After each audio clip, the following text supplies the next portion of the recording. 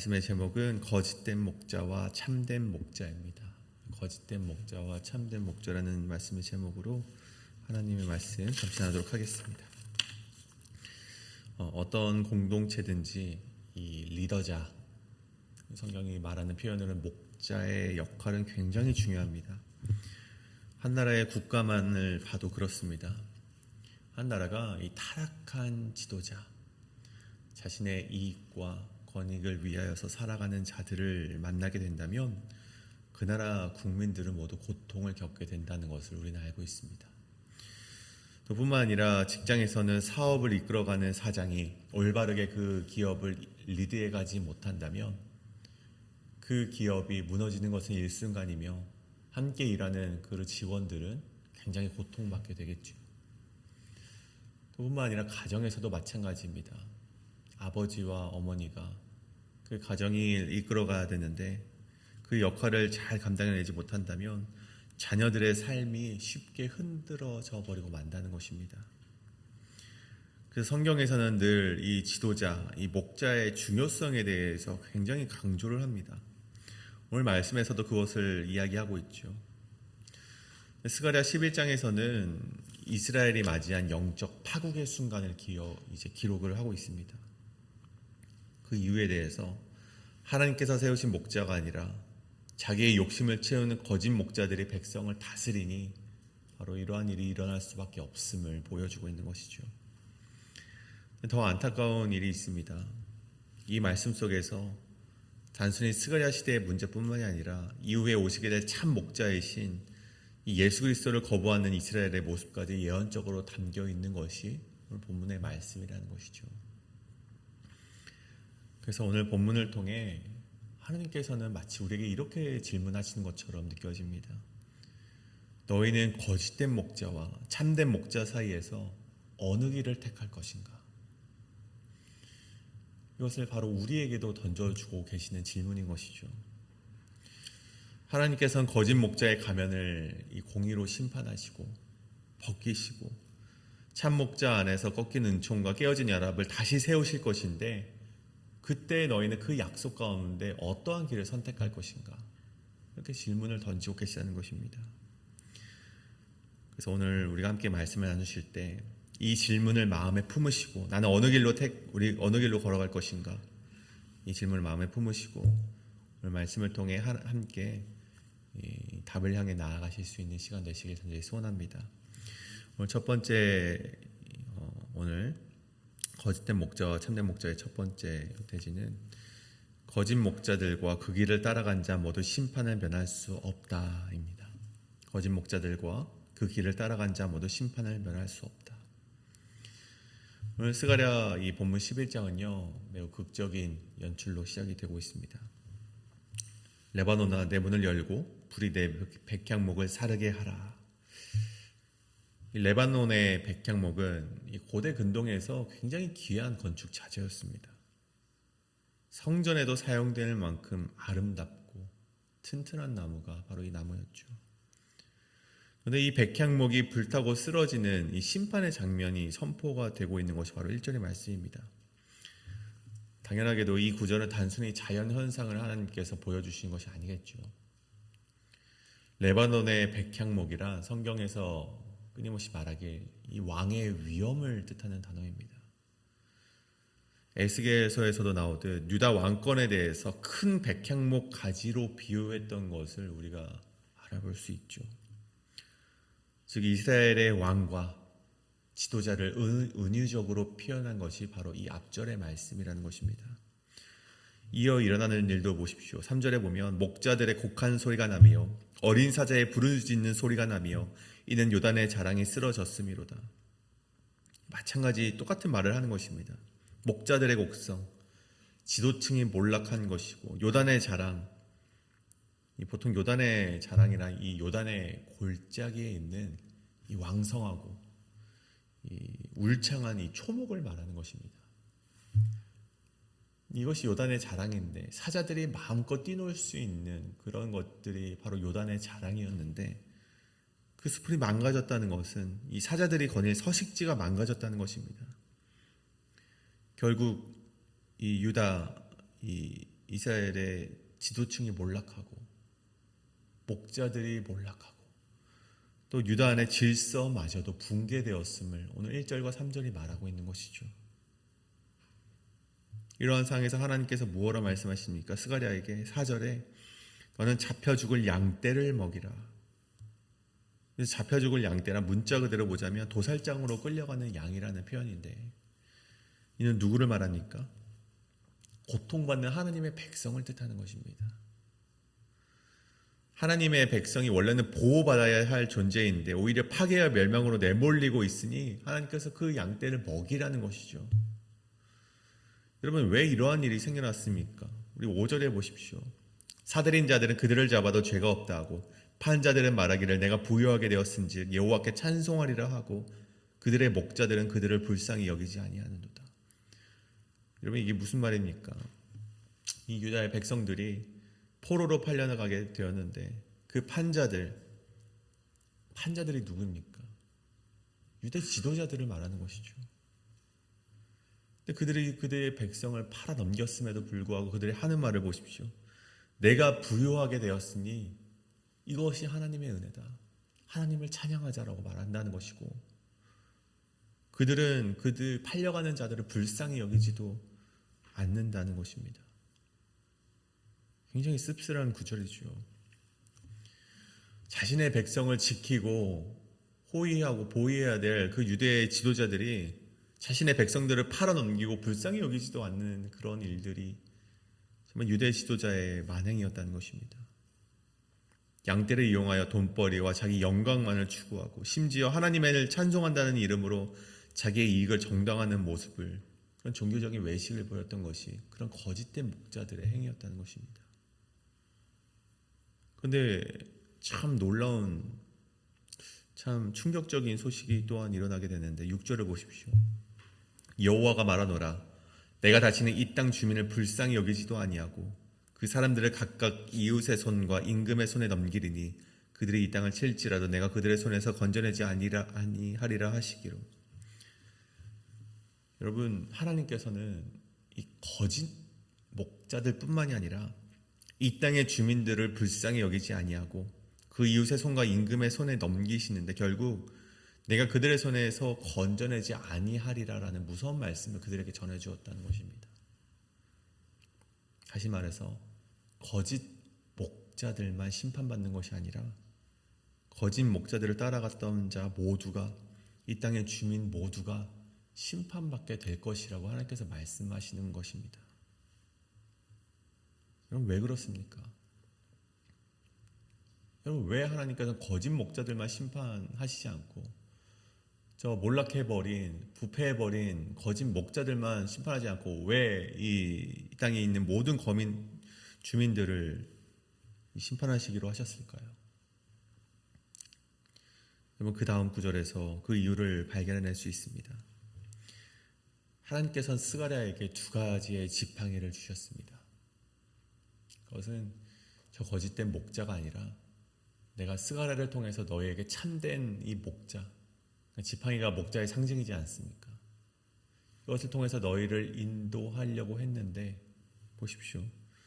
하나는 은총이라 불리고 하나는 연합이라 불리는 지팡이인데 은총은 하나님의 백성을 은혜로 보호하신 것을 의미합니다. 연합은 백성들이 하나 되게 하시는 것, 이스라엘의 공동체적인 축복을 의미하는 것이죠. 하나님께서는 스가랴를 통해서 자신의 백성들을 그런 마음으로 인도해내는 참목자의 심정으로 인도해내는 그런 행위를 보여주셨는데 그 은총의 지팡이가 꺾여버렸다고 기록이 되어 있습니다. 하나님의 보호가 거두어졌다는 것이죠. 왜 그렇습니까? 8절에 보면 한 달 동안에 내가 그 세 목자를 제거하였으니 이는 내 마음에 그들을 싫어하였고 그들도 그들의 마음에도 나를 미워하였습니다.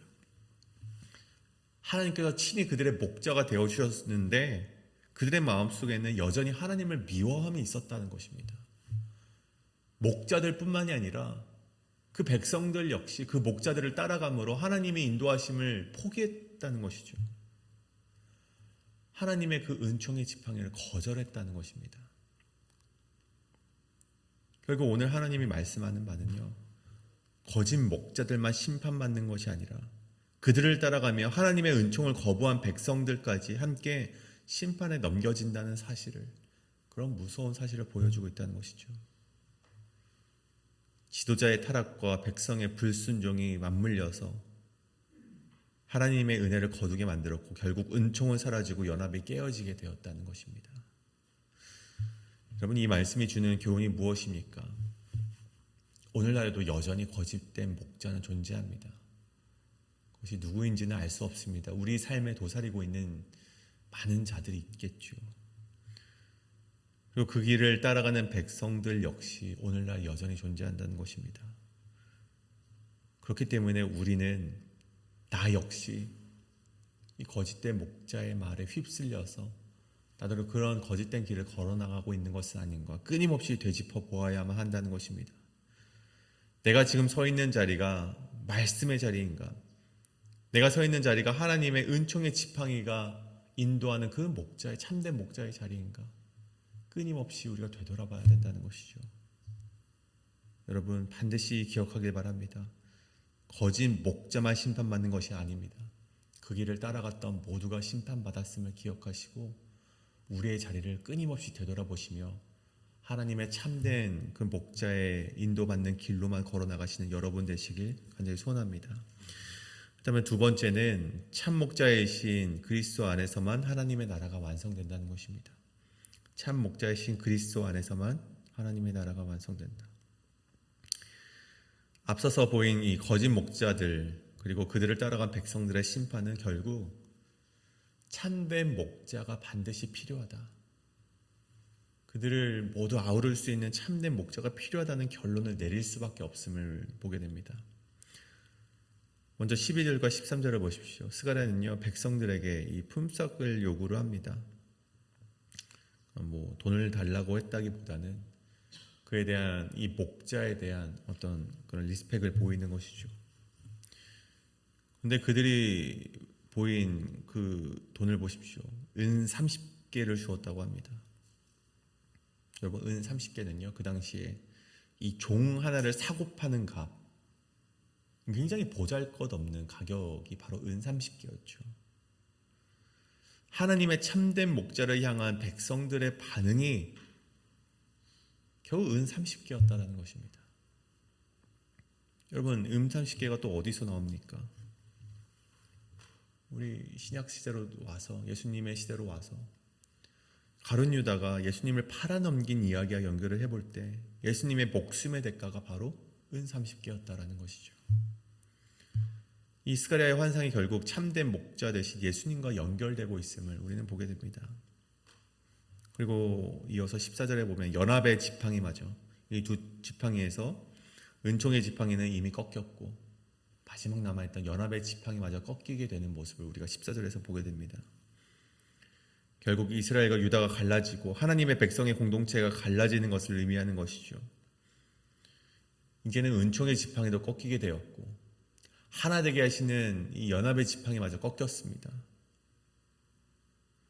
네, 여러분, 은총과 연합의 다시금 이 회복을 위해서, 이 꺾여진 지팡이의 회복을 위해서, 하나님의 인도하심과 하나님이 하나 되게 하시는 그 지팡이의 회복을 위해서 누가 필요합니까?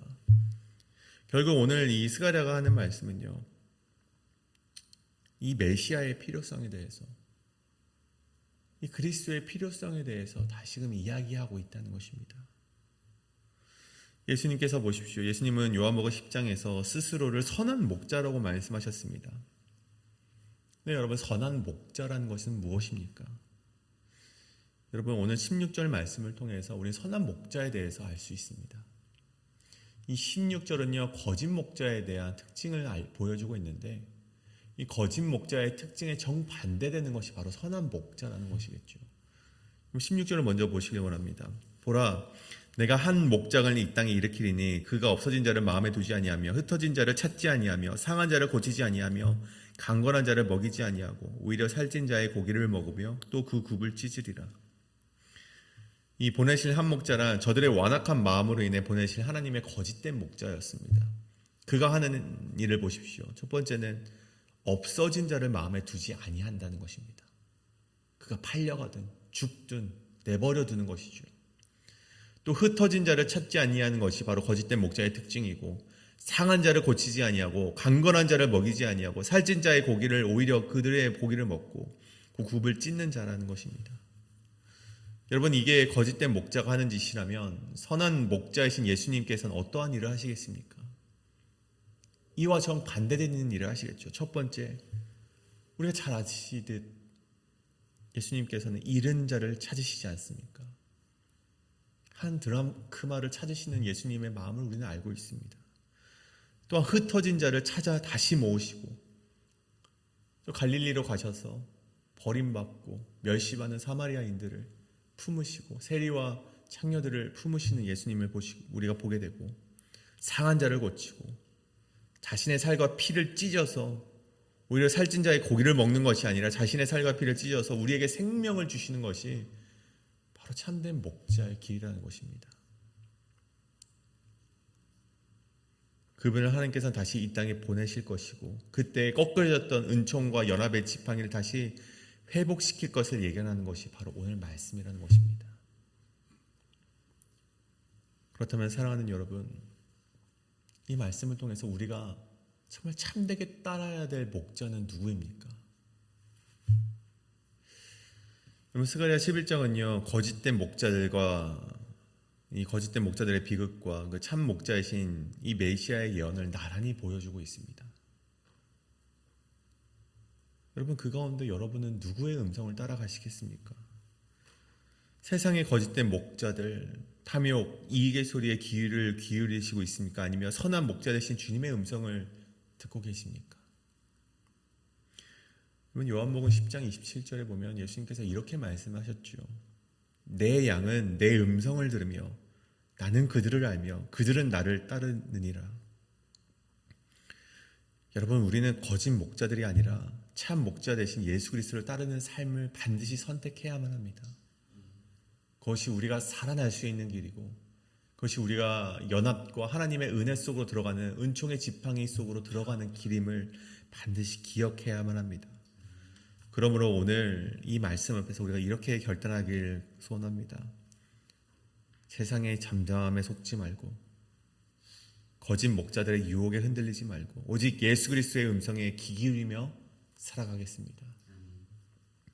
그분의 은총과 연합 안에서 하나님의 백성으로만, 하나님의 그 양떼로만 살아가겠습니다 라고 결단하시는 여러분이 되어서 오늘 하나님이 주시는 형통과 하나님이 주시는 보호 아래 오늘도 그 길만을 걸어가시는 저와 여러분, 우리 교회가 되길 간절히 소원합니다.